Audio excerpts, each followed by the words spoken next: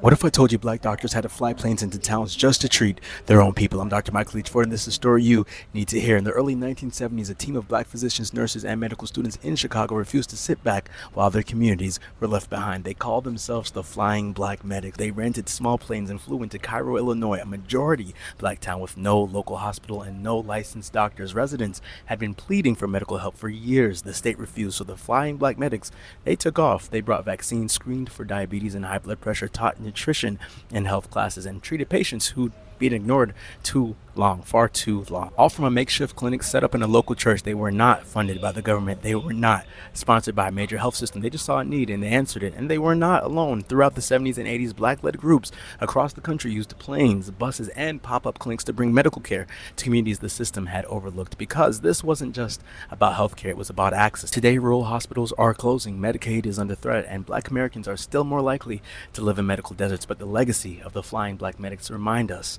when the system says wait, we take flight. Healing starts with knowing. Follow for more.